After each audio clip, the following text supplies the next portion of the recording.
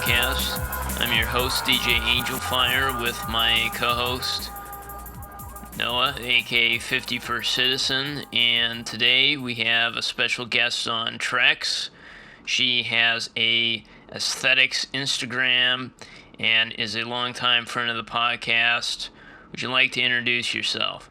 Well, I actually just moved to Vancouver, which is like where I'm residing right now. Actually, it's Burnaby, BC in Canada. How I started with the Instagram stuff was like, I've always been on Instagram for so long and like just watching the trends go by and stuff. And I was I was on Tumblr so much growing up. And then like when Tumblr kind of collapsed, like I feel like I found the same type of community on Instagram when I was just like just playing around with it. And I thought, like, at that time I didn't really have a desk.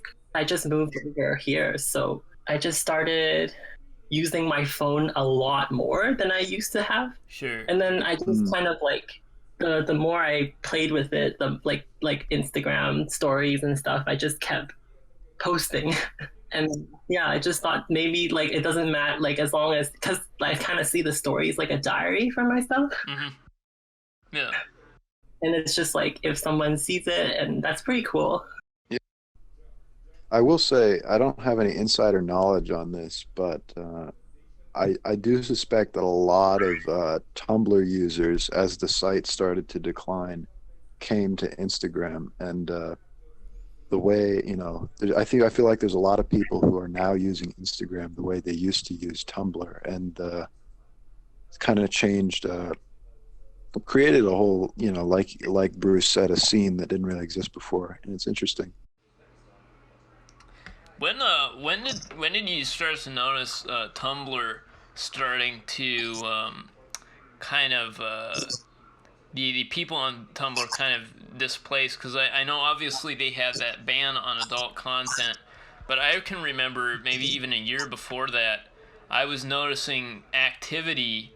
People are still posting, aggregating content on Tumblr, but I was noticing that a lot of the people I used to talk with on Tumblr were just kind of disappearing. Like, when do you think you started noticing that? Like, what year? What do you think really precipitated that? But for me, I don't really remember, because I never really interacted with people on Tumblr. I just kind of, I was like a lurker. Yeah, sure. And so I didn't really notice people disappearing because I think a lot of the aesthetic blogs are still kind of going. Oh yeah. But like for me, it was like what really made how I fell off Tumblr was like Tumblr's passwords. My passwords will always get hacked, and it's like their security wasn't so good in my opinion. Really? And then they had to find so many ways to protect the account. I just got really annoyed, and I just never made the effort to recover accounts or look for that password that I have a few passwords that I use, but Tumblr was the one that made it so difficult to log in that I was just I don't want to go on there. Yes, yeah. I feel the same way. I It's changed my password so much on that site, and finally it just if there were other things that broke me, but that was one of the things. I didn't know that was a common thing. It just kind of really annoyed me all the time, and I was just I can find pictures otherwise, Exactly. Yeah. And and especially just the beauty of what's happened with Tumblr is, I think like with YouTube, YouTube can basically do whatever they want, because there isn't really a competing video platform that people can migrate to once it gets really, really bad. Whereas with Tumblr, it's they do a bunch of stupid things, and everybody's like, hey, we're fed up, we can move to another image hosting platform.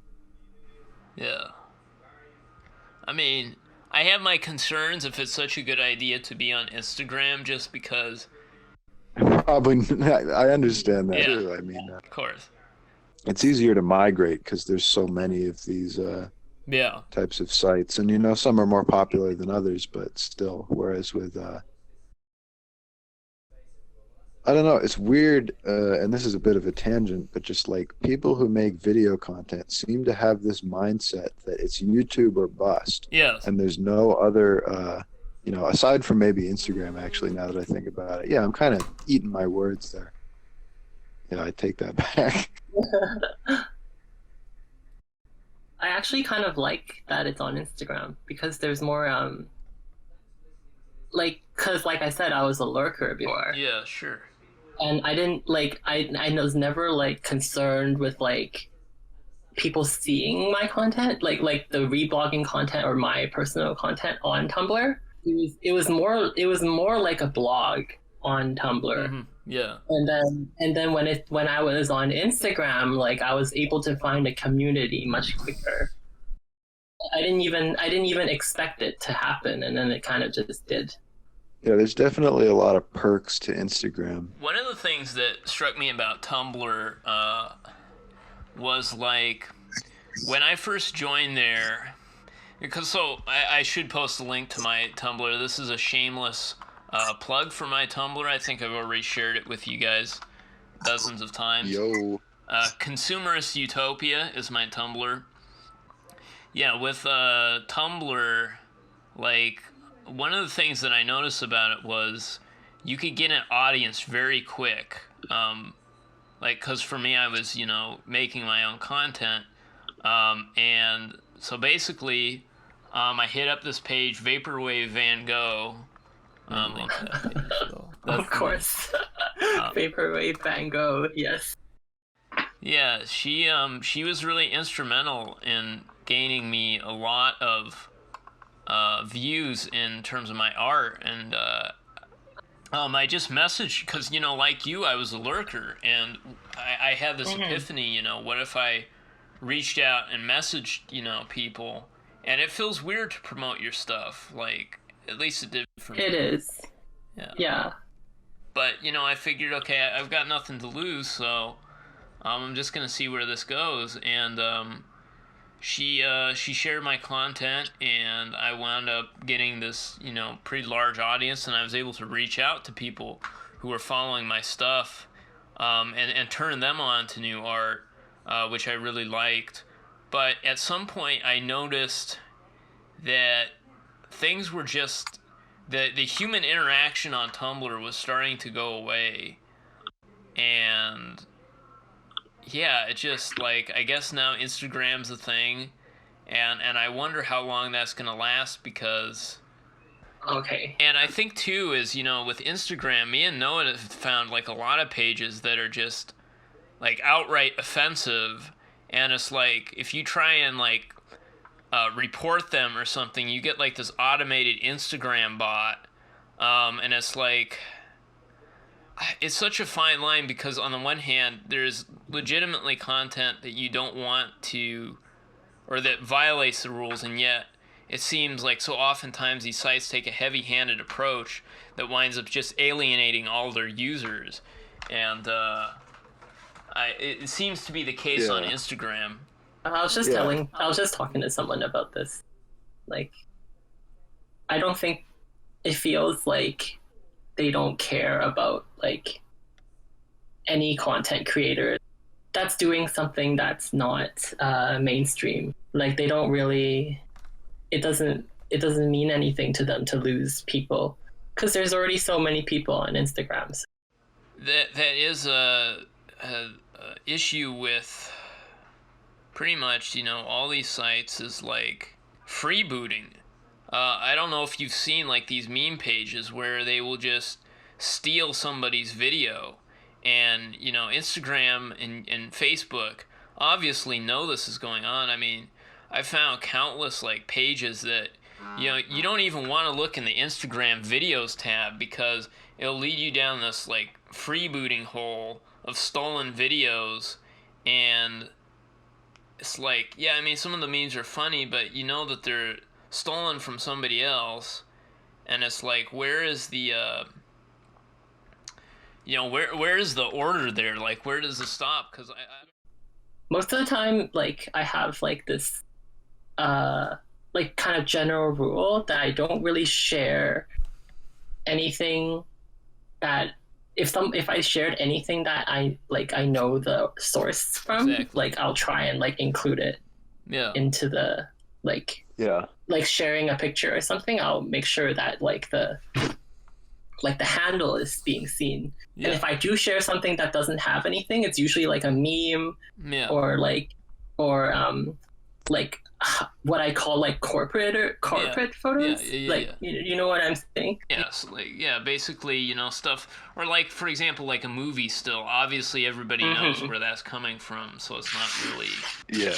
Like, all my stuff I do, like, I do the edits. I don't really like to post stuff. Although I'm tempted sometimes, I don't really like to post stuff that, like, isn't mine, even if I'm giving them credit. I don't know. I like to do my own kind of stuff, which is not like ragging on people who do. It's just like that's how I feel comfortable running my page. However, I do make an exception for like if I see signs and things.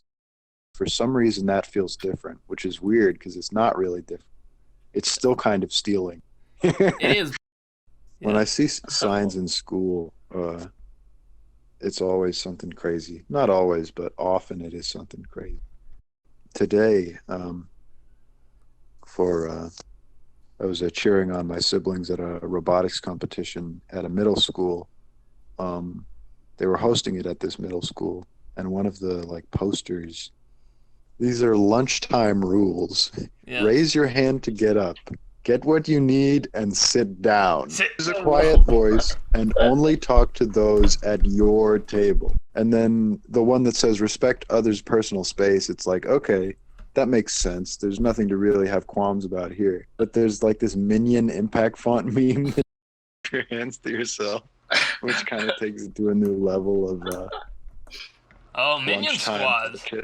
Yeah, Minion Squad. Hey, somebody's repping the Minion Squad. This clip art stuff is like, it's like so good. Like it's like, like a train wreck. It reminds me of that, like, like I don't know if you guys seen the picture that's circling around Twitter recently. There's this emoji, and then like she's doing this like the emoji's doing this suggestive action or something, and then they're like, don't eat something. I don't remember exactly, but I was just like, oh my god. Yeah. I don't know why middle schools and elementary schools and sometimes even high schools have this big they have this fondness for just making up random acronyms, making them into big posters and putting them on the wall. And nobody can ever remember what the acronyms stand for because it's always like a 7-letter word. There's a couple letters multiple times, and it's like respect, ingenuity, creativity, being nice, and it's like it's just so ridiculous. Yeah. And of course, there's the classic one that somebody found a couple of years ago that says like, nut, and it's like never underestimate teachers, and it says be sure to nut all over your school. Oh my god. That's a good I don't know what was the committee that decided that like acronyms were the way to inspire children. I mean, I guess it's one of those things. It's just like, if we make something like bite-sized, it's more readily digestible like his. I mean, I wonder, does that really work? I mean, I guess. I don't know. It just... I feel like we're caught up in an age where there's a lot of ideas that are floated around in marketing that people accept as true, but I really wonder if they're true or it's just a case of cultural conditioning,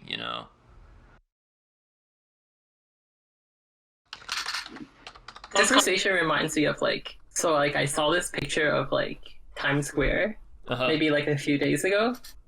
And then one of the billboards was the meditation app Calm. Oh, I haven't heard, maybe vaguely. But it just made me feel some type of way when I saw that. I was like, what you said, it's you're conditioned to see this as a cultural ideal or something. It just made me feel really weird. Yeah. It's mental health is being commodified. It really is. And that's really interesting that you mentioned Times Square in particular, because that is a motif. Like, I know exactly what you mean. Like, I'm sure actually walking through Times Square and being surrounded by people is not a relaxing experience. But when you see like a time lapse from above of people walking across Times Square, it's like you just start to become relaxed because you know it's always associated with the kind of advertising where it's like slow piano music. Mm-hmm. Life is very stressful. Take a moment and relax, or whatever. I don't know. And it's either, of course, one of those apps that's like trying to get you to like time your meditation so that you can do something at the perfect time or whatever, or it's like pills. It's pills. Yeah. I had the experience last year. This dude came up to me and invited me to a seminar for his pyramid scheme. Damn. Yeah. And what Noah is describing, they had this like everything, like their whole process of indoctrination and their seminar just was so fucking long. Like, I'm actually surprised it works because you would think people would get tired of hearing somebody talk endless. Yeah. And they've got this, time lapse video like Noah's describing, and they keep talking about how people have forgotten their dreams. People in America have forgotten how to dream, and by joining our company, you're gonna learn to dream again. You're gonna get this Rolex. You're gonna get a free company-sponsored retreat to Indonesia. It's gonna be great. Yeah. I Yeah. mean, it's ultimately like part of this larger movement of being like, modern people are all stressed and downtrodden, and they make all these bad decisions and da da da da da da da da da. And it's actually their fault, and they can with our product. And Yeah. it's like that's Yeah. a very shallow analysis of the Mm-hmm. situation that's going on. Yeah. I almost got recruited for a pyramid scheme, I think. Really? Damn. Yeah, like I was working at like a fast food place not so long ago, like maybe a year or so ago. Uh-huh. And then there's like this girl, and then she like came up to me. She's like, what if you can make money without like going anywhere? I'm a very curious person. Yes. I was just like, this seems so sketchy, but I'm just gonna go meet up with you just to see what you're gonna say. So I ended up meeting up with her, and yeah, she's kind of it's kind of parroting or like similar to what you were saying about them. There's like something wrong with people nowadays, and this thing is gonna help you, and we're all gonna help you together. And yeah, after that meeting, I was still kind of curious. I met up with like a higher up, and they were trying to tell me how to like earn money without going out of your house, and in a way you can always generate your income somehow. Yeah. And then it's just so funny. I remember I was eating like mac and cheese, and I was just like, no, I don't do this. She was like explaining so much. I was just like, I don't know. It just seems so exploitative. I was just gonna say, did you ever fall down like the drop shipping rabbit hole? I don't know what that is. Well, drop shipping is basically the idea is you find a listing for some item on AliExpress or some website like that, and then you just either open a Shopify store or you do it on eBay, and you make the exact same listing but for slightly more money, and you just sell it, and you make like a very small profit. But the way people make like a good money off of it is they use advertising, and they like automate their Shopify stores. I don't know. It's a weird thing because in theory it nothing about it doesn't work, and it's not even like it's illegal or anything. It's technically very legal. It's just it is not easy to get it to work. So many people who want to sell you all these books on how it should work.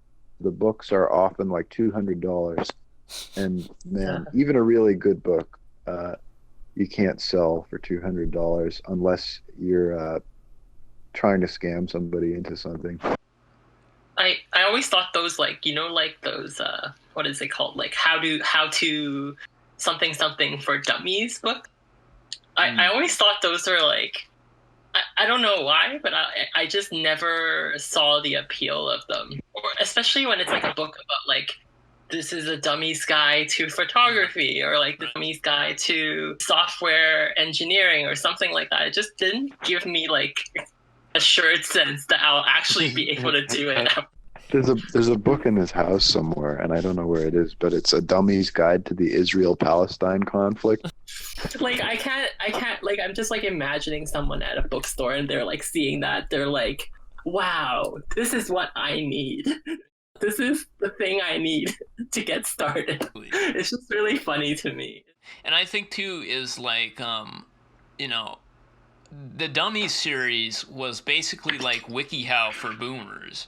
Because, you know, WikiHow and all that didn't exist, obviously. There was no concept of Google. So, you know, if people wanted to, you know, search on a topic, that was just what people accepted as kind of like this cultural norm. Yeah.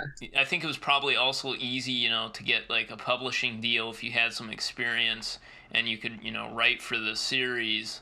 And I think that was probably the main appeal to it.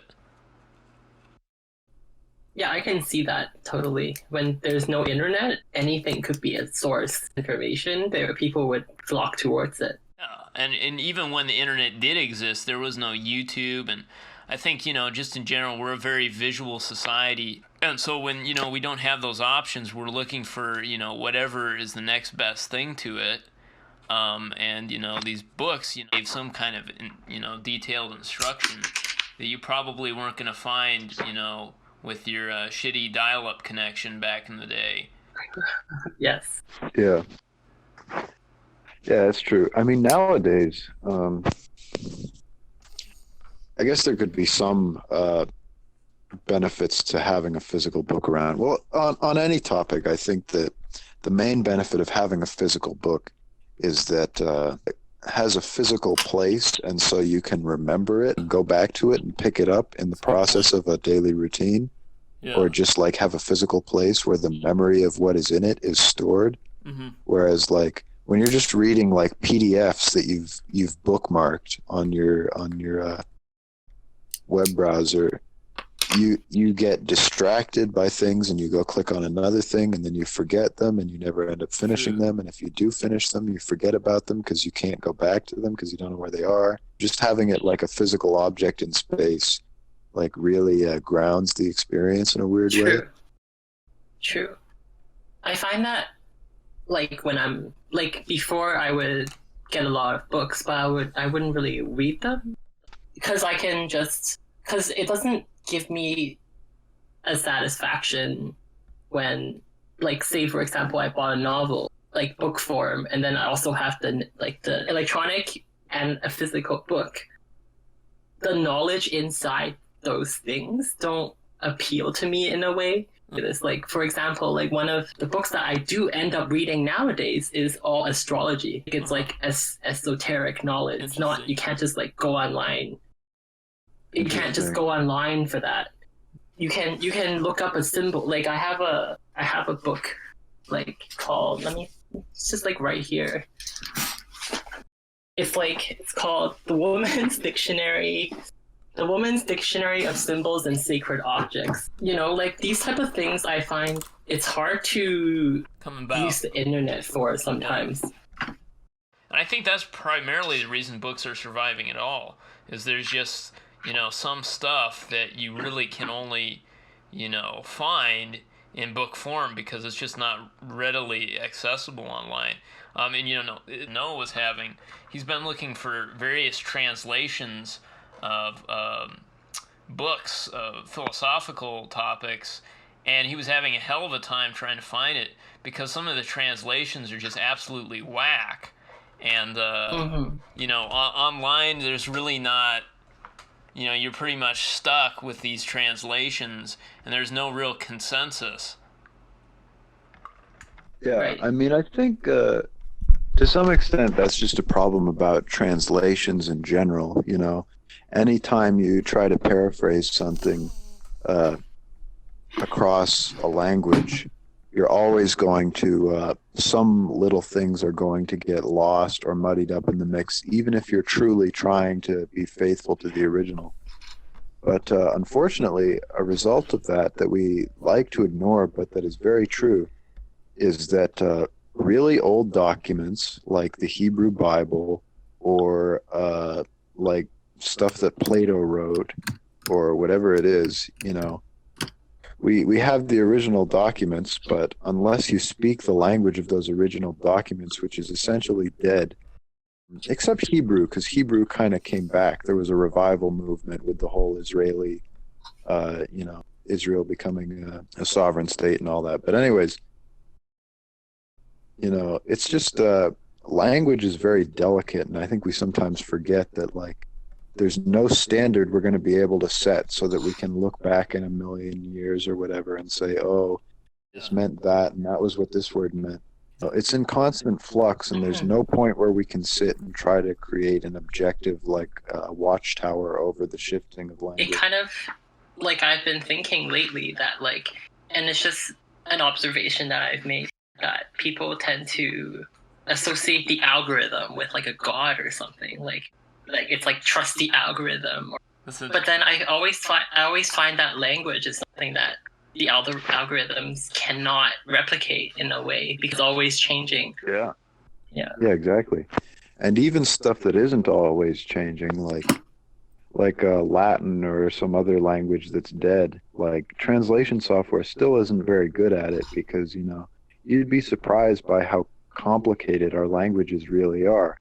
Like a good example is like trying to think of a specific idiom, but just like phrases that we use in English that make sense, like bite the bullet or hit the hay. Yeah. If you translate that literally, of course, it doesn't make any sense. If you come up with an equivalent phrase and then use that in the translation, then there's still something kind of lost in the mix. Yes. Yes. There's information that ends up being lost.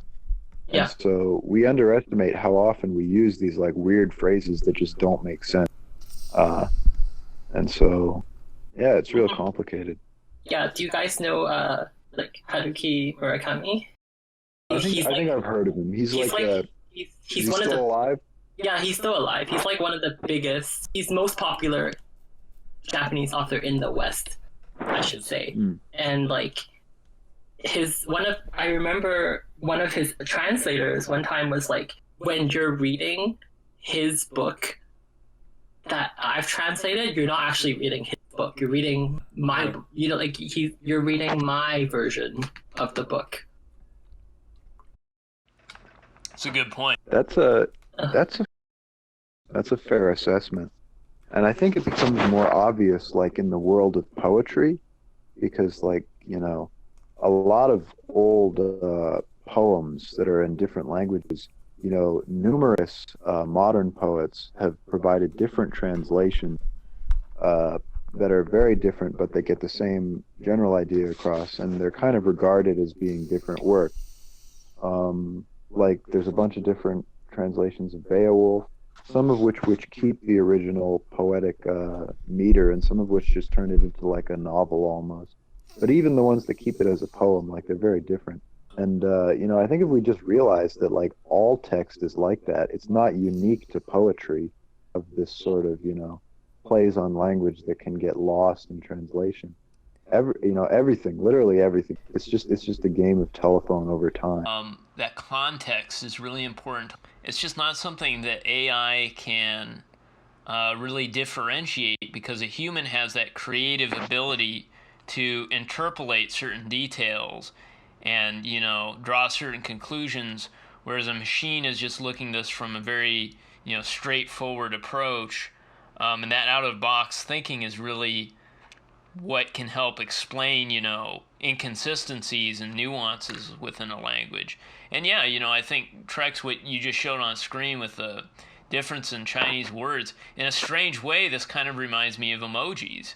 Like if you look at emojis on different platforms, sometimes you'll have emojis that are just wildly different. Like for example, even between different like operating systems. Like my friend Kwaku one time sent an emoji of what was supposed to be an alien, and then on my end turned out to be a squid, a giant squid or octopus. I don't remember exactly. But You know what I'm talking Yeah, about, Noah. Yeah. I think you said it was like a Space Invader at first, Yeah. like from the old arcade game. But yeah, the cool thing about like Chinese pictograms, they're very abstract in a way because I can't think of any examples because I'm not an expert, but I know that like a bunch of pictograms for specific words are made up of other words that like don't really make sense if you Yeah. break them into their roots necessarily, or at least don't make immediate sense. But like Yeah. one of the theories on the origin of written language is that basically we were making drawings on you know whatever medium we had to make drawings on, and then eventually some wise guy was like, "Hey, how about we have these drawings just represent the sounds, uh, you know, of the words in the drawing?" And then kind Yeah. of what happened with Egyptian hieroglyphics, and then all of a sudden you have a phonetic system. I got to look this up so I can remember what it is, but I believe member of the Yupik tribe. You know, there were a bunch of Christian missionaries there, and he was like, "Oh, you know, this is interesting that they have a written language so that they can recite verses from the Bible from memory." And so he wanted to come up with a written language for his own or for his own language, which basically like what he started out doing was using symbols to represent you know, he came up with this whole writing system on his own in a couple of years without any help from anybody. And it originally started as, you know, pictures as words, literally just pictograms. And then eventually he realized it was super inefficient and the abstract like words in the Bible couldn't be represented this way. And so it moved to like a more phonetic system. I see. It's cool because like in such a short time, you know, kind of went through at least what in theory is the origin of all written language. Right. Well, you know, thank God we're not writing in pictogram because then I would have to draw a horse like all the time. You know, think about how hard that would be. Yeah, Make sure the horse is good so yeah, people. yeah. One of the things I've like unironically heard, like it sounds funny, but like it's actually true, at least as far as a book by Bill Bryson is concerned. It's a book called The Mother Tongue by Bill Bryson, and there were a couple mistakes in it, but I like his writing style, so like I'm reluctant to cite any facts from it. But he did mention that like uh, with the Chinese language, they cannot they can't sort things alphabetically, at least with their written language. They would have to Latinize it to sort things alphabetically because they just have like 2,000 pictograms. There's just no way to alphabetical organization just does not exist, and so you just kind of have to have I don't know how you would do it. I also don't know if that's true though. So it's actually like it's done with stroke order.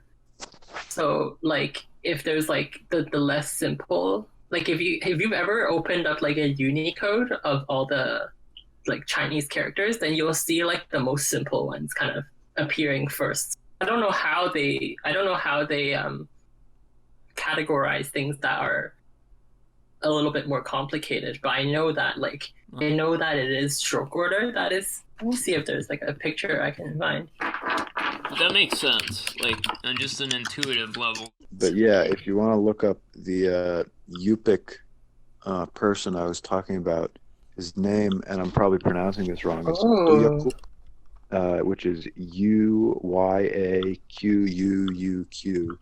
A lot of the stuff in that Bill Bryson book, like I like Bill Bryson as a writer, but sometimes he just kind of like goes off with a common misconception and dresses it up as though it's like, you know, a true fact, and it's just not. And his writing style is engaging, but it's also like sometimes just wrong. I guess just to shift things over a bit, Trexx, with your kind of time online, when you were growing up, like what was really your first interaction with computers and social media and all that stuff? Kind of a broad question, yeah. Yeah. Well, like how I first used computers was because I grew up in Hong Kong, and my dad actually got a Windows 98, I think. Oh, I don't classic. remember, but 98, baby. yeah, that's yeah, going like that's old school. That's right. Um, and yeah, like my dad would buy all these random games, and then he never plays them, so I started playing them, and like that's how I first got into like computers, and then it slowly progressed to Neopets. Oh, yeah. Like when I moved to Canada, that was like Neopets was like the thing, and then that kind of opened my eyes to HTML, and then that kind of broadened a lot when MSN was a thing, and then it kind of went like MSN to Tumblr, and then Tumblr to Twitter was happening too, but Yeah, I sure. didn't use that as much. Yeah, that's the natural progression of things. Like once it hit probably 2000, right when smartphones came, and like that's when it just like went hyper accelerated to see everything kind of thing like I'm into these days.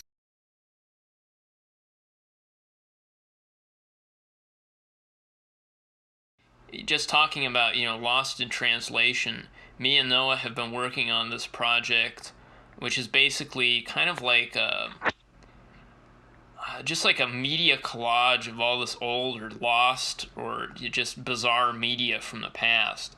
And as we've been, digging through this kind of old media, there's so much stuff that's just without context. I know in the past I've linked to you that YouTube channel Memory Hole. Yeah, so Memory Hole is basically this whole concept of rejected VHS tape submissions for America's Funniest Home Videos. And so many of these videos are, at the very least bizarre, if not outright disturbing. And a lot of it comes down to is just that the context has been totally lost. And because, even within a short time span, this stuff just went from like whoever originated probably could tell you exactly what's going on, but they're not. That connection has been lost. And on the internet, I've seen I can remember going on MySpace back in like I guess 2009, 2010, probably 2009. It could have been 2008.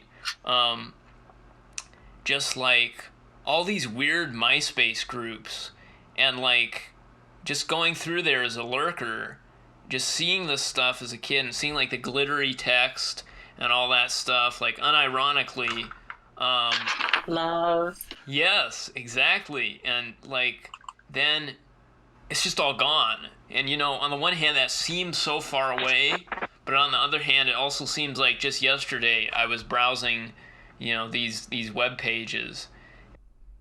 Yeah, like I didn't spend all that much time on MySpace, but I just because about when that time was happening, I was getting really into jPop, and during that time, this like a lot of people were on LiveJournal, and then for my friends that are like from Hong Kong, there was Zanga because Zanga was really popular there. Yeah, and Last FM was like what like that time was for Last FM, and like these kind of things, along with that kind of forum culture, which made me like got so interested in like making little graphics for my page or whatever. I was thinking about this a few days ago, like about Reddit and how Reddit has this tendency, and I browse, a few subreddits, like Vaporwave and, well, there's this other subreddit that's basically a joke at, the male fashion subreddit, and so it's basically poking fun at the website. But I was thinking, like, why does Reddit have the tendency to devolve into this kind of circle jerk or sometimes very offensive communities? And it's like, I think one of the biggest problems is that Reddit was just too ambitious with its idea.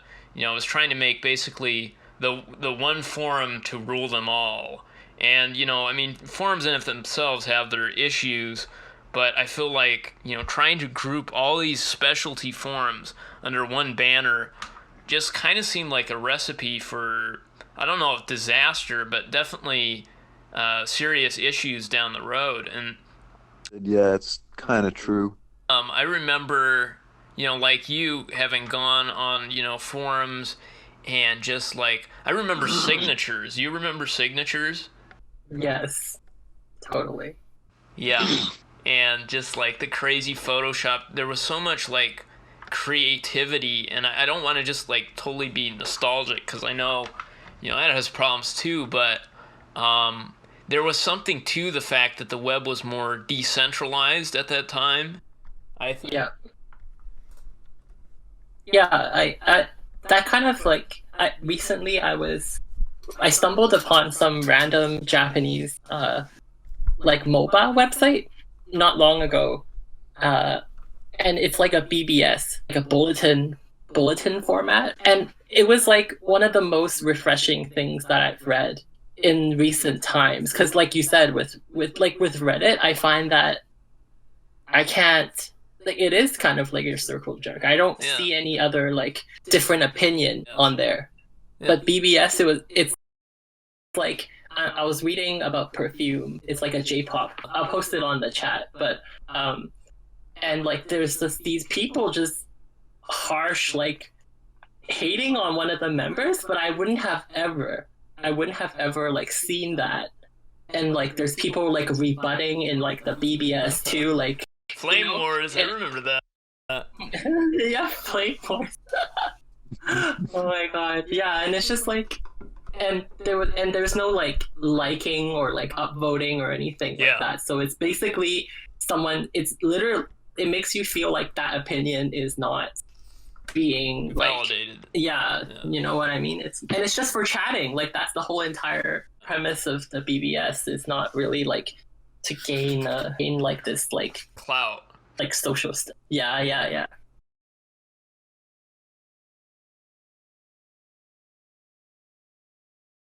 Yeah, I think the upvote system in general just on paper it sounds like a good idea, but it just doesn't seem to work out. It seems like you wind up with, I mean, okay, here's another example on Reddit. I'm sure you've seen this one. People posting their elderly parents or grandparents. Here, Reddit, here's my 90-year-old grandfather on the toilet. Can we please upvote this image? And it's like, Yeah. okay, for one, I don't think your granddaddy cares. Two, I don't even know you're the original person who took this picture. You could have easily just stolen it from another place, and then, oh yeah, guys, please upvote this. And it's like, I gotta get that Reddit clout. Yeah, it's I mean, I've seen some of those like just upvote chasing posts that are, like the ones that are like a 90-year-old veteran, or it's like they kind of make you roll your eyes and feel a little bit of disgust. But I've seen ones that are just like so fucking horrible that I don't even want to describe them. And, they have like 15,000 upvotes because for some reason this forum just like breeds that type of behavior. Like it's unbelievable. Yeah.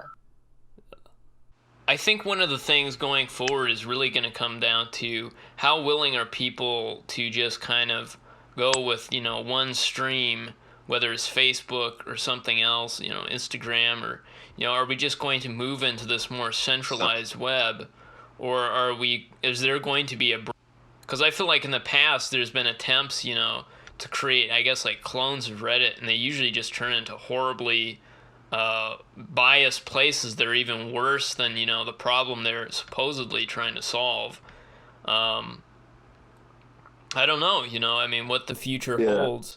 But I feel like definitely, just that wonder of going and finding these communities on the web and it being more decentralized, I feel like that is kind of lost.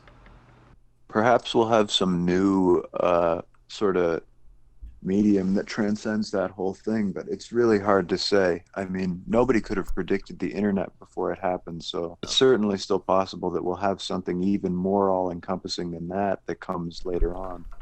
But at the same time, like I wouldn't bank on it necessarily. Yeah. To go back to an earlier point at the start, Trexx, you mentioned about DJing, and I'm curious, like, what kind of music are you hoping to, first off, I guess, like, what kind of music are you into, and what kind of music would you hope to DJ? Well, I'm into a lot of music. It's hard for me to categorize just like what I'm into. Like I want to play things that people can dance to. Like that's like that's all I can like see. Like the vision is kind of broad. I do really like the new wave of like SoundCloud. It's like experimental club. Artists like Lodic. That's like one of my favorite artists. Lotic. I really like Sega Bodega. Oh yeah.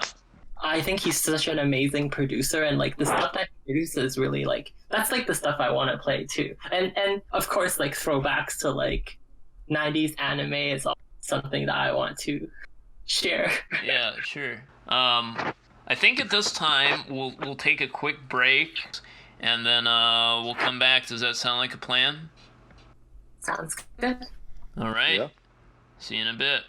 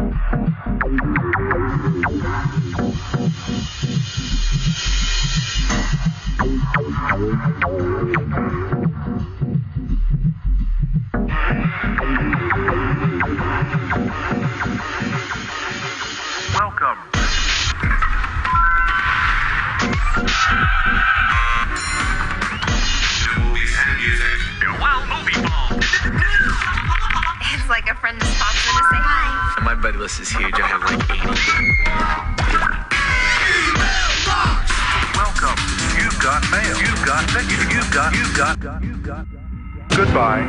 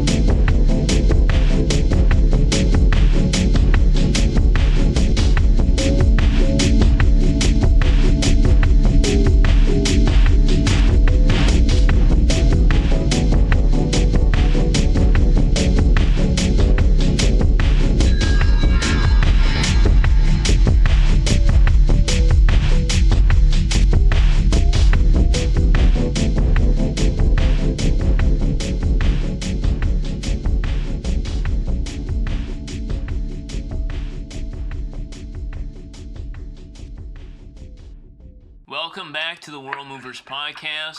I'm with my host, Noah, aka 51st Citizen, and our guest, Trexx.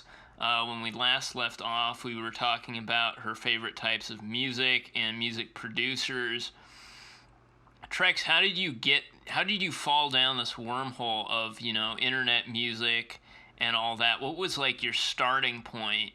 What was like the first group or producer for you as a kid or, early teenager? It was J-pop, majority J-pop, because J-pop was like, it was not accessible in Canada without the internet. So that's like there's like this one song called Love Like Candy Floss. This song really like brought me into a different world, like what is on like popular or like what is on radio.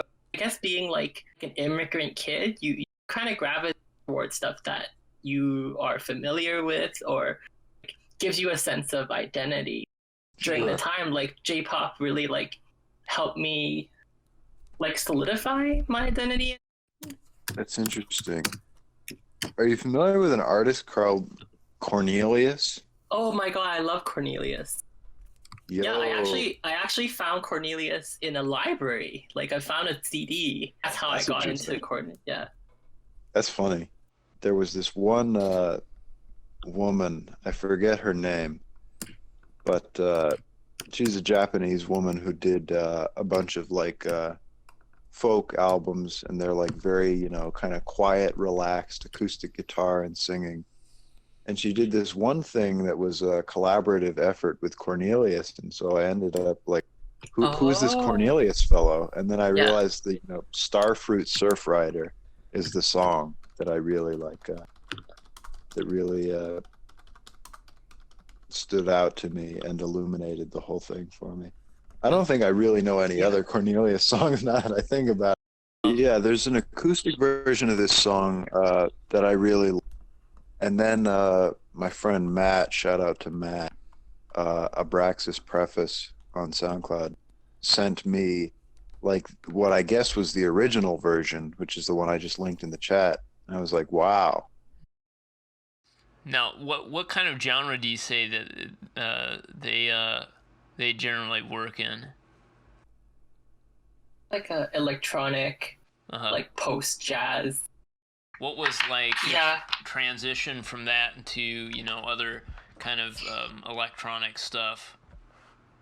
Yeah, it was mostly from J-pop, and then like I also actually went to Japan, and like there I met somebody who was also very into J-pop, and like he showed me artists like Aus, like ambient Japanese artists, and then Aus, AUS, and then there's like Mosquito. There's like a lot of like more calm electronic kind of stuff. And then I guess like the like when I moved here, that's when I really like got into Sega Bodega. Yeah, sure. Yeah, and it was just like the Spotify algorithm kind of brought me to there. Because I find that like the Spotify algorithm, it's like very they show me stuff that I would have never. Yeah, their algorithm is very different from what I've experienced. Because I feel like the normal pathway is usually, I guess for these internet artists, it's like at least in my experience, is PC music, and then. Of course, yes, that is one. Yes, that's the gateway. That's one of the gateways for sure. PC music is a gateway drug, by the way. Yeah, it is.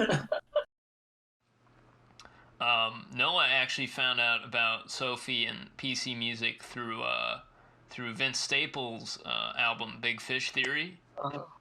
Oh. I still like that album. That's a good album. But I remember when I heard it, and even back then I didn't listen to like a lot of rap music, so I wasn't the finer points of like differences in production were they escaped me, but I could tell that there was like something very interesting going on here, and so I kind of went down the rabbit hole from there. I have a vague memory of listening to Hannah Diamond after watching some like drag queen video, and that led to Hannah Diamond, and then Diamond led to like Sophie and like Sega Bodega, and Like, I feel like my experience was I found Sophie first, and then Hannah Diamond, and all of these. I feel like Sophie was really the central artist in PC music. Like, I feel like that's what people associate, and I guess to a lesser degree, Danielle Harl. But Sophie, I just so much associate with, PC music in terms of its overall aesthetic. I guess also, by extension of that, Charlie XCX, just because of the fact Sophie produced for her. I don't know if we've really talked about it a lot in the show, but the new Girlfriend of the Year album, it's not really new anymore, I guess, but it's about 20 minutes long, and what's the name of it? I'm trying to remember. It's the GFO TV, I think, or something. oh like that. yeah. That one, I love that one, honestly. That one's amazing. A lot of people were taken aback by it because they expected, a traditional album, which it wasn't, and people were taken off guard by that. But I can definitely see. Well, Noah, you compared it to the was it The Residents? Yeah, I mean, both in the sound and the like the cover art, it definitely reminded me of like some of the releases the Residents did in the 90s that just had like these very weird kinds of sounds, like the kind of thing that you would make when you had just been introduced to like sampling instruments the first time. And, for them, it was very much new technology, but they also knew how to use it in a very eerie and weird way. And the instrumentals never like quite fit the story that was being told by the lyrics. And it was kind of an uncanny valley thing, but sort of intentional because, I mean, I can't speak on how intentional it actually was on their part, but you definitely got the vibe that it was intentional just in the larger context of their discography. And same with the Girlfriend of the Year. So Trexx, now you've mentioned that you at some point want to make music, and what kind of music are you looking to create in the future? I want to make ambient music, like something that I want to get into. In general, dance, electronic kind of stuff. I'm like really inspired by like the whole PC music thing as well, like the whole vibe, the whole yeah. I just want to see where it goes. I don't have like a necessary, like there's stuff I want to make. Bjork is like a huge inspiration for me. Like like I want something emotional but also very like intense. There's like some SoundCloud artists that I really enjoy. Like I don't know how to describe it. It's like industrial, like sword sound. Yeah, I love that stuff. Like so that's kind of like what I wish to make at this point. Like I'm kind of just opening up for like just trial and error until I find something that I'm happy with. I mean, like when I started making music, I was literally going on to obscure former GeoCity websites, grabbing MIDI files, putting them into Ableton, and then just, putting instruments on top of those MIDI files. And, some of it doesn't sound that bad, but a lot of it sounds really bad because it's just, there's no quantization. There's all these things that I just didn't know about, really. I mean, I had some sense of, I just didn't know the process. And, music production seemed like this big, scary beast that was just totally unsolvable. But then progressively, as you go through and you have these failures, or just not even failures, but just kind of things where you feel like, yeah, I could have done that better. You keep improving, and then people start liking the ones that you think are failures, and then you're like, wait a minute, I didn't actually mean for that to be a track. Yeah, it's nice to hear that. Like, it's kind of like it's even for you, like it's like it was like a monster that you had to like like tackle, because it makes me feel like I have like a lot of like anxiety and like self-esteem regarding art and stuff. It's nice to hear that everyone starts out from that kind of spot. On the topic of artists, I should take this time to introduce a guest we've had on before, Connection 2000. So since you're really late, let me explain what's going on. We're interviewing Trexx. She has an Instagram where she collects, aesthetic pictures. Maybe you can. Awesome. She's Hi, actually Trexx. looking to make some ambient style music here in the future, and we just. Oh, cool. Yeah, we're just encouraging her. Obviously there's that first time you open up your DAW and you go, oh fuck, what is this? Have I made a mistake? Have I gone too far? But then, slowly you get more familiar with the, process of making music. And then, you have to be able to take risks and, make potential mistakes just to be able to learn. Yeah, totally. I think that's part of the experience. I will say, like, when I started making music, if you can call it that, like many years ago, and it was a very primitive thing. I was using Audacity, and Yes, Audacity. yeah, and it's like, in a way, it was a good thing to get started with because it's very tactile. You can just like record something with your microphone and then turn it way up and make it clippy and horrible. Or you can add like a bunch of effects, and like it's not as systematic, and you can't automate things in any way like you could with like most other digital audio workstations. But it was just like good to get my feet wet and understand a little bit of stuff, so that when I did move on to the DAW, I use most of the time now LMMS. I kind of had like a vague idea of how audio worked and stuff. Yeah, I like the first exposure to like sound editing. There was like this like anime song, Tori no Uta. It's like by Air, and I sped that up Nightcore. on yeah, but like it was like at a time where it wasn't even Wow. like Nightcore. Like it was like back when I was like 16. Yeah, I sped that up, and then I lost that file completely. And I always wanted GarageBand, but like I never got it. Like I just never I didn't dive into it. And then I guess like after going to shows so many times, listening to music for so long, I'm just like, hey, why don't I try something as well? That's like kind of how like that's where I'm going.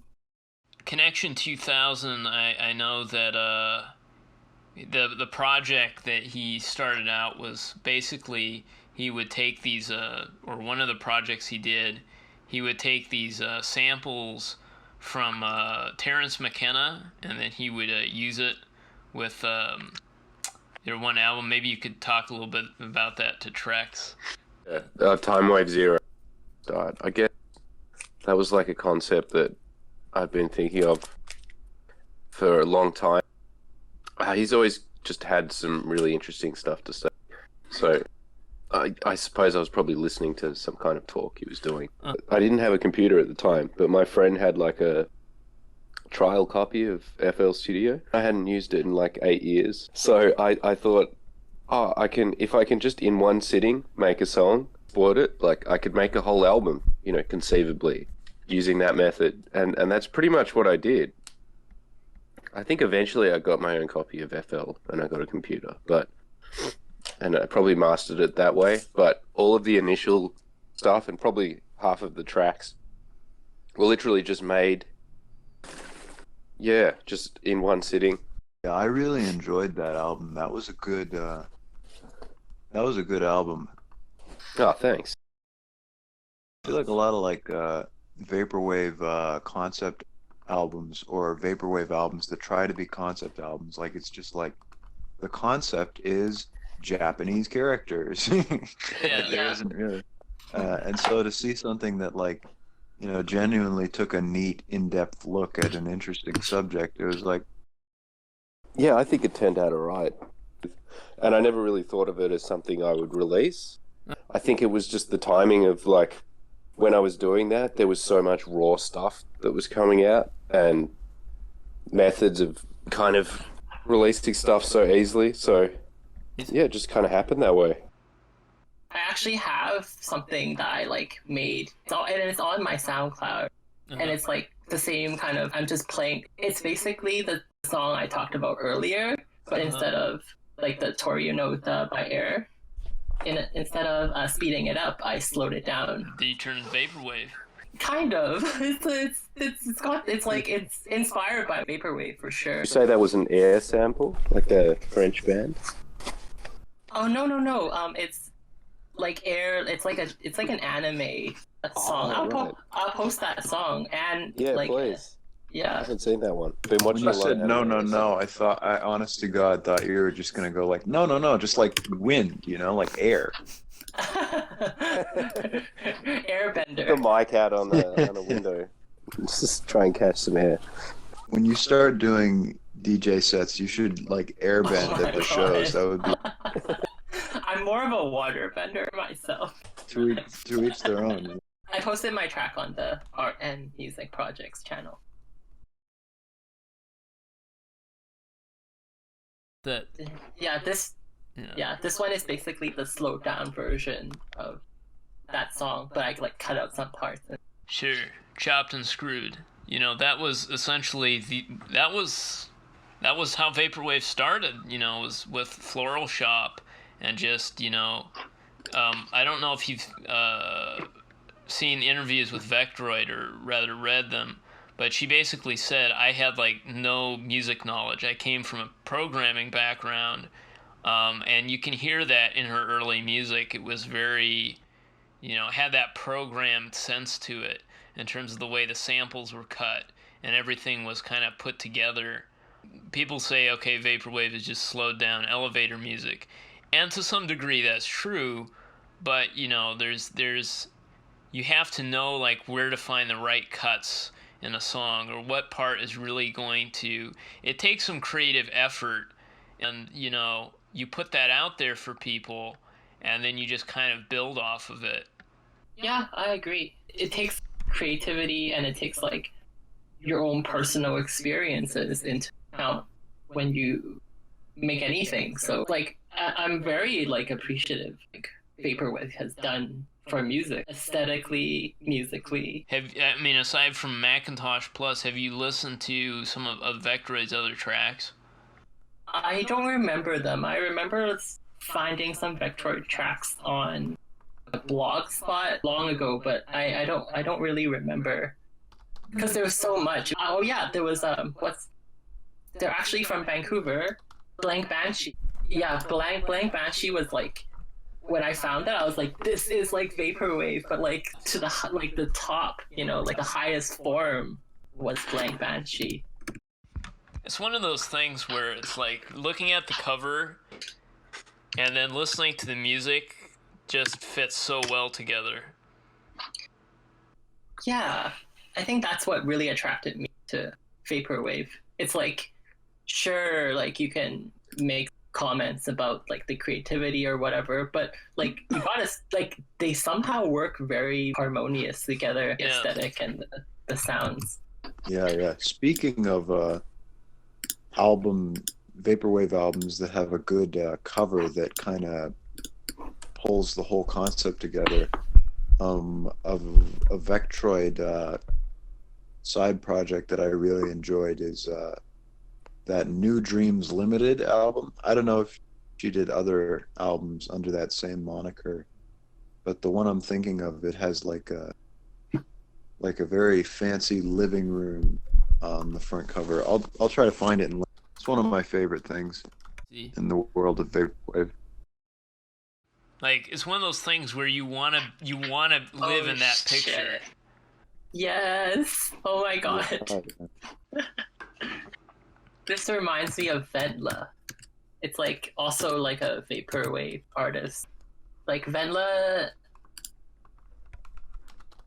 like a bunch of like just sound clips, and it's like a vaporwave aesthetic as well. There's so many aesthetics that are worth exploring. It's unfortunately a lot of times, the stereotypical vaporwave all pink, blue neon and all that. But there's these interesting times, like the picture you just sent. That's like, it looks like it could be from anywhere in the late 70s to early 80s, and these kind of eras of aesthetic transience where like you have one aesthetic, because we have this tendency like, oh, this was the 2000s, oh, this was the 90s, and it's not really that simple. Like, if you were alive in 2001, people just don't suddenly say, okay, we're no longer listening to this music because it's from the 90s. So we have to stop dressing this way. We have to stop wearing these clothes, stop listening to this. Like, no. There's a huge gap. And, like, people, I feel like, nowadays are like, oh, 2020, what's the 2020s going to be like? It's like, well, come on, think about it. Do you really think we're just suddenly... Yeah. Yeah, that's not going to happen. It's going to be a slow transition. And I know that we're accustomed to things being faster now than they were in the past. But, yeah. Yeah, the things aren't sort of neatly ordered into decades. The way we think of them or talk about them. So Trexx, in the future, you hoping to do some kind of collaborations with people or that sort of thing, or? I haven't really thought that far ahead because I have a gig coming up, and that's kind of what I've been focusing on. Sure. It's like we're gonna put a show together, and it's gonna be like trance kind of music, and yeah, maybe I'll collaborate with them in the future. But at this point, I don't really have any plans. I just want to make sure that I get this flow going for March. I think Connection 2000 had a question about the anime you mentioned earlier, Trexx. It's called Torino Da. So TOR. Yeah, Torino Da. Oh, cheers. Yeah. Yeah, I've been watching a bit of anime. Kind of older stuff lately. Like what? Well, I watched one recently called Sukuban Deka. Oh, I don't know. Which is this, like, it's an OVA from the late 80s, and it's about, it's kind of like this delinquent anime about this schoolgirl that is also a cop, and she fights people with a yo-yo. This kind of gang at the school, and she has to infiltrate the gang, and they're really evil. There's lots of really evil villains, and yeah, it's great. That sounds good. That sounds fun. How do you find these animes? It's on VHS. Okay. Yeah. VHS. Yeah, I don't really find them anymore. I don't know what it's like in the States, but it's getting very hard to find tapes these days in thrift stores and stuff. Like, actually, the one that I found the most in, I went to yesterday, and they told me that they'd basically purged their collection because no one buys them. Wow. So that was a bit sad. Yeah, that is a bit sad. Yeah, it happens more and more these days. Yeah. But I've got a nice, neat little collection of stuff.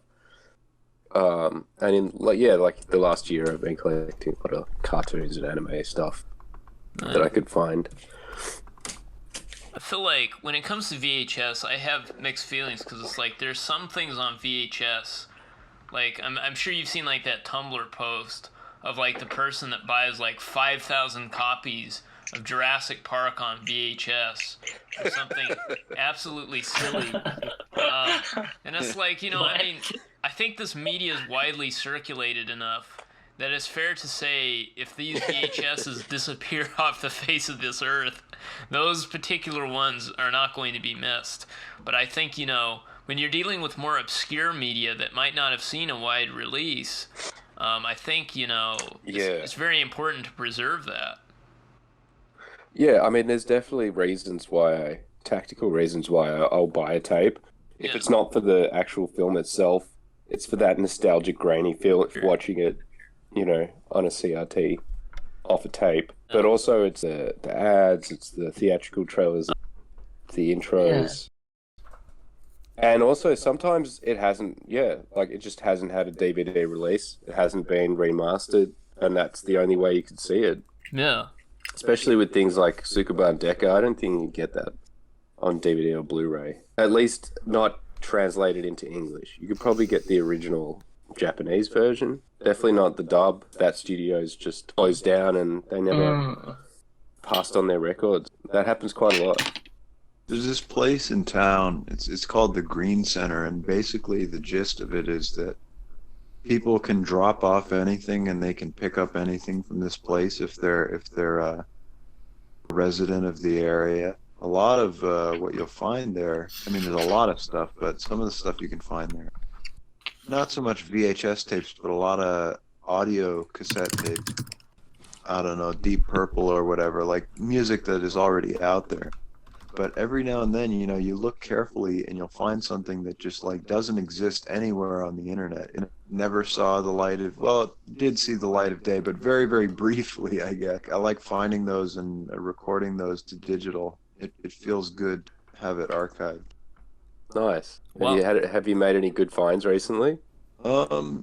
Recently, this isn't like the most obscure thing, but just seeing it, like, sent me on a little bit of a hunt for something I wouldn't have ever known about.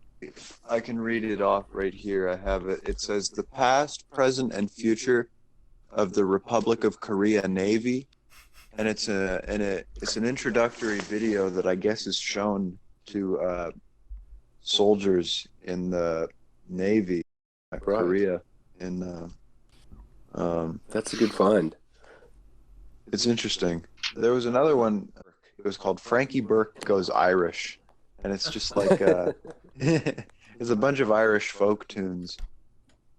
It's done with I don't know, like a Casio keyboard or something. I can't tell. All the instrumentals are on like some very like a very cheesy, weird type of keyboard that makes everything sound like a children's song when it's not supposed to be. To add that, you know, just the natural tape hiss and kind of warmth that you get from a really old tape that was probably done DIY, because it's like, you know, a printer, liner, whatever you want to call it, and it's just like a really comforting vibe.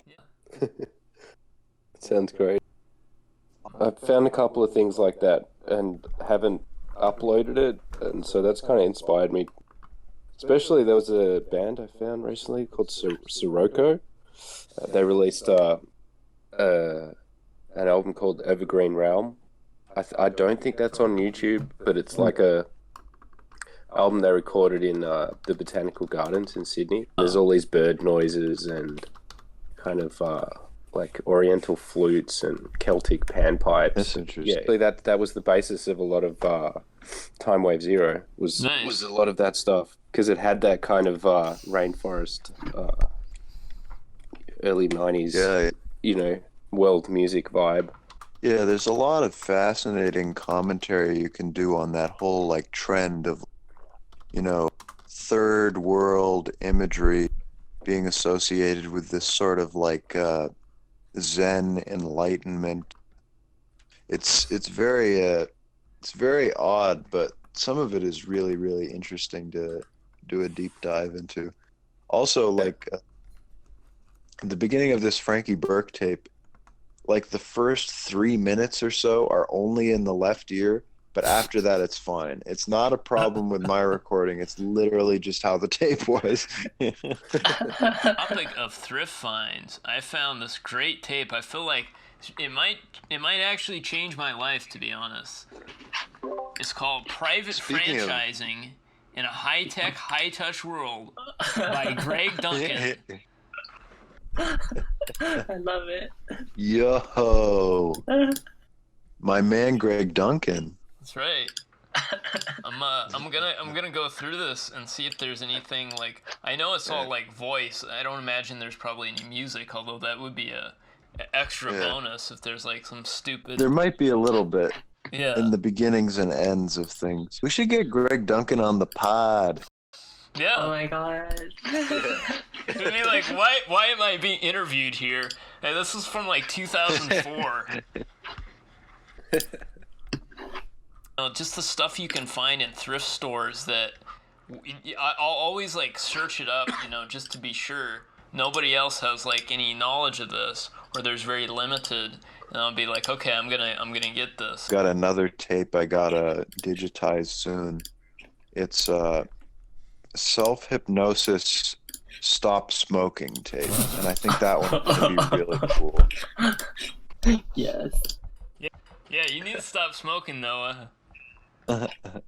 Hey, well, I got a tape that's gonna help me out, so it's all good. All right. That reminds me of that movie Lost in Translation, when like Charlotte, like the main character, is like listening to that CD. I think she's like in her hotel room and she's like facing like existential crisis, like listening to this CD that's like how to find your inner self or something like that. Yeah, I love the aesthetics of that film. Well, our co-host, Kwaku Amp, who's sometimes on here, he was talking about how, I guess, during was it a hurricane? I don't quite remember. I don't know what New Jersey gets, but I think it was a hurricane, yeah. It was probably Hurricane Sandy, right? There was this hurricane going at the same time the Weather Channel was playing smooth jazz. And there's like this ominous, warning about impending hurricane. People need to flee from their houses. And it's just playing smooth, pumped-in canned jazz. Yeah, Sounds amazing. which Yeah. inspired the whole Doppler radar project that Kwaku did, which I'm a fan of. I like it. So I'm curious, before we kind of wrap things up, Trexx, when you post aesthetic stuff on Instagram, like, is there something that like inspires you? Like, I don't think there's one specific thing. There's like so many different things I draw from, because I'm like into like astrology. I'm into music, and like I also did some graphic design. They all kind Common of thread. yeah, it's like they all kind of bring together like how I would describe it is actually like a astrological concept. So like fire, like fire, water, air, and water. So like supposedly there was like one more element called ether, which back in the alchemy days, and that kind of energy kind of kept everything balanced. And like that's why I'm so attracted to circles, because they encompass everything inside, and I'm like so interested in like that realm of like that kind of occult, like it's like the last airbender, really. Yeah. I want to like play in like all the different types of like the energies, kind of draw inspiration from that. Like that's why I like Geometry of alchemy. yeah, like I like the grays. I like the like gray. Like that's why I'm really attracted to industrial imagery or like aesthetic, because like there's like some sort of like soullessness to them. Yes. Yeah, and I kind of draw inspiration from that as well. Yeah. Like, what does it mean to be like a human in a soulless kind of society, in a way? The Fibonacci sequence, that's something that comes up a lot with aesthetics, and I feel like that's kind of Oh, yes, yeah. Yeah, that's related to what you're talking about. Like the golden mean and all that. It's also connected to numerology, which I'm gonna start like getting more into recent, like in the near future. Interestingly enough, my soul urge number is 11, which is like it's like a higher octave of 2. Like 11 rules like mysticism and that kind of stuff. So like, and it delves in the realm of like it's like third eye stuff. So that kind of stuff really intrigues me. You think maybe it's like there's a part of you that's kind of like predisposed towards, seeking out this kind of information? It's like on one hand there's like this type of information and this type of part of me, but there's also like the living in postmodern society where it's like I'm looking at ads every day. Exactly. That also informs the aesthetics that I try to. Yeah, I think that's Thanks. interesting. Like, the internet influences us, and then we take like this shallow aesthetic and turn it into something meaningful, because it's just like a part of our existence now. That you're gonna get bombarded with an ad for Publishers Clearinghouse and free surveys. Click here, and so then it's like you kind of take that aesthetic and use it against itself, really. And in addition, taking this recycled throwaway culture and utilizing it. Yeah, I think you've pretty much hit the nail on the head with that one. Yeah, it's like I just want to see like how does like those rustic ancient knowledge mesh with over hyper accelerated capitalist society is kind of like what I'm trying Which to. is I'm not too familiar, honestly, with the whole world of like techno paganism, but that's a phrase I hear every now and then, and I suspect that may have a connection. I've been seeing that kind of trend recently on Instagram, like, but for me I just call it sand goth. That's like the vibe it gives me. That is also a good name for it. Sand goth. While we're on the topic of numerology, I want to get your opinion on this. 93 or 23? Which one are you vibing? 23. Nice. Yeah, 23. Because that's my birth date, like November 23rd. Wow. Leaking Yeah. industry secrets here. I mean, I don't know much, but I do know that 23, like, really, like 23 degrees. Look at a natal chart is like supposedly got some significance. I'm not sure what it is. That's a good birthday. That's a good birthday. Oh, thanks. It's the same as Miley Cyrus. Double Yeah. good birthday. Mm-hmm. Like, if you guys give me your the last 4 digits on your credit cards, I can do a numerological. I can do some numerology. Yes. It's that simple. Yeah. Yeah, but that's the thing though. Like a lot of people take this occult knowledge and then they like exploit people's points. I've gone to a psychic during a very hard time in my life. If you pay me $1,000, I'll lift this curse for you. Yeah. It's really bad. Yeah. Like at that time, I even considered it because I was in such a dark place. Spiritual extortion. Yeah, it's so mean. I would like that's something that I don't like in like the mysticism community. It's like selling indulgences with the Catholic Church, in the time of Martin Luther, except it's a freelance entrepreneurship type of selling indulgences. It's not centralized. It doesn't really make it better or worse. It makes it more effective. The same thing. It makes it more effective for sure. Well, maybe not. I don't know. That's hard to say, but it's still alive and kicking. And I think of how, so many like preachers and TV evangelists who aren't, politically motivated. So many of them are just essentially self-help gurus. 3 steps to be a better human, and they have like this gatekeeping thing where salvation and all this stuff is like out there, and that's like the final level. It's almost like a Scientology type thing where it's like you unlock these levels, but in the process for them it's like, oh, God's gonna actively reward you, and it's like if you just work hard enough, then you can get this, and if you don't get this, that means you didn't work hard enough and you're not a good human being. And it's like, what an awful thing to be under. And like it from the outside it seems like, oh wow, it's uplifting, it's positive, but for somebody who's in it, after a while it just becomes really oppressive. Yeah. Thank you for reminding me I need to upgrade my Jesus subscription so I can be saved. Yeah. Pay your way to paradise. Unlimited streaming. Yeah. Unlimited Speaking streaming. of which, this reminds me, I've been getting ads for the Church of Scientology on Facebook, like, all the time.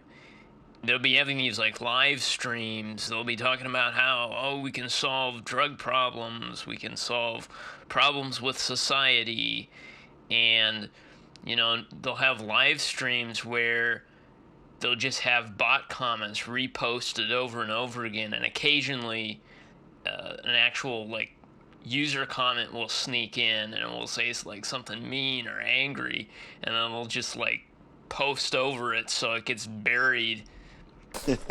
They'll get blacklisted.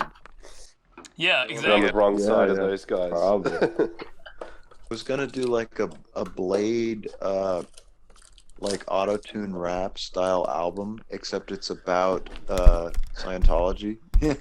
Like and not like a just like a very much clear cut, no pun intended, just like you're literally like not even something that passes as satire, like just literally singing from Dianetics and shit,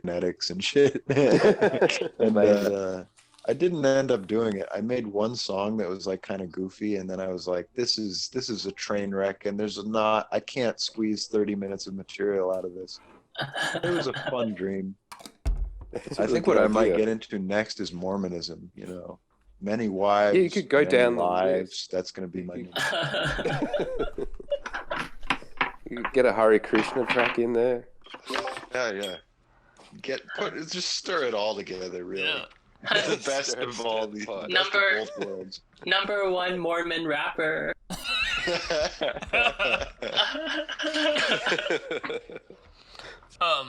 Did you also mention, Noah, how you were gonna send the Scientology track to one of the executives at Scientology? Oh my god. I did. I sent it through the religious technology, whatever you call it, page they have. I haven't been murdered yet. I suspect they don't care. I know they're like known for being sticklers, but ultimately, like some stupid kid making a song about Xenia, they do not have time to care about that sort of thing. But it is interesting that they do have a website, the RTC. It's called the Religious Technology either Commission or like not Confederation, but something like that. And you can, if you sounds like something out of Star Wars. Yeah. Yeah, if you detect a friggin' disturbance of the peace, you can send them a complaint. And it's crazy how many things you have to do. Like, you can't just put like an email address and then your complaint. You got to go like, are you a member of the church or not? And if so, like, what is the nature of this complaint? You have to literally like put your rank within the organization before you can tell them about your funny song. I feel like too this recalls to mind Ekankar. Oh yeah, that's a more obscure one, but it's still very rich. The whole so Ekankar is another one of these like new age religions that's just like total bullshit and pretty much a scam. I'm trying to remember like what the gist of the story is behind it. But it's similar to Mormonism with Joseph Smith, where like he claimed to be an inspired prophet, but things and people that he claimed to acquire knowledge of from God were really just like names of things in his hometown. Like he was just like doing a very bad attempt at world building.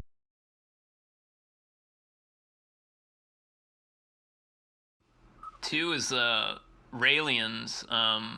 They had this video called Elohim Embassy. Check the video out. I'm looking at it right now. Did you say Raelians? Yeah, that Raelians. video is amazing. Yeah. Yeah, the Raelian church. Yeah.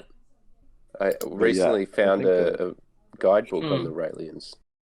Oh wow, dude. In Queensland. Some serious cult vibes on that. Yes. I forgot to mention Ekankar. It's not really a real word. I think it's like some ancient Hindu or Sanskrit word that's kind of like been mutated a little bit. It's like two things mashed together, sort of. But what the church or the organization claims it means is a co-worker with God. Nice. That's very vaporwave. Yeah, it's such a weird concept. Co-worker with God, like God's news. yeah, and completely unironically,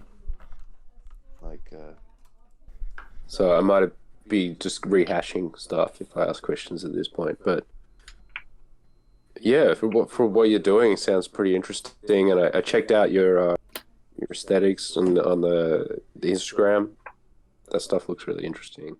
I Oh, liked thank a few you. things. Yeah. I like your direction, especially with the astrology and this mysticism side of things. I'm also quite interested in that. Yeah. If you guys ever need like someone to look at your chart or something, feel free. Yeah. Yeah. So is it like a natal chart type thing? Yeah, natal chart. Right. I think I'm a Capricorn rising. I'm a Sagittarius. I just know Libra is like a balancing scale. That's pretty much all I know on that front. Yeah, that's right. Yeah, and that's what I try to be. Try and bring balance to the force here. I think you do that very well. I try. Yes. Yeah. Moderator. Yeah, great moderator. I'm still learning, so I try not to step on people too much. Yeah. Bruce goes to like warring African tribes that have been in bloody wars for like decades on end in like a referee costume with a whistle and just like puts out his hand and blows and tells people to break it. That's his Libra energy. That's what you have to have when you're like trying to book a set or trying to do a show. And you've got like 5 different artists with giant egos, and you're trying to quietly tell them that maybe your ego doesn't match your actual talent, and maybe you should be okay with going second. Yo, you should find a referee costume and just wear it all the time. Oh my god. Have like yellow and red cards whenever someone steps out of line. Yes, that would be good. Well, Trexx, obviously we're getting to the point now. Shout outs. You got lots of shout out. Okay, so I'm shouting out my friends. One of them, Babura on SoundCloud, and so at Babura, he makes like cute trance. If there's anything, something like that. And then actually same with Accounta at Accounta SoundCloud. But Accounta, like that was like his older stuff is more like cute trance, but like he's moving towards more experimental and like hardcore experimental stuff. I'm gonna be DJing with them in March, so keep an eye out for that. And we were talking about like what's the new like social media app or whatever. So I like posted this thing called New Life AI, and it just looks very interesting. I don't know. I've been trying to get an invite for a while, but like I haven't tried really hard. Really, I just like did it once and then. Anyways, it's really it's very interesting. It talks about like how like content that we share is like commodity for us, and that's kind of what the app is based off of. So if anyone the aesthetics knows, economy. Yeah, the aesthetics economy, and if somebody knows the link or somebody can provide it, that would be so cool if we can all jump on that. Yeah, that sounds great. All right, you want to give a shout out to your pages as well, Trexx? Oh yeah, so my SoundCloud is Trexx .owo, like the face. That's also the same moniker for my Instagram page, and also there's like an extra Instagram page called Kakanza, and we will see you viewers, listeners, and that's next like week. Where I Thank put, you. Like, some of what I was talking about with like industrial life, that kind of aesthetic is posted on there as well. All right, then. Well, this has been a fun episode. Enjoyed you coming on here, Trexx. Same with you, Milo. Yeah. Thank you. Yeah, thanks for having me. Yeah. Yeah, we look forward to having you on with another guest some other time. I'll keep bugging you guys in your private messages. So. Thanks for doing that. Yeah. Appreciate it. Yeah, really. All right. Well, that will do it for this.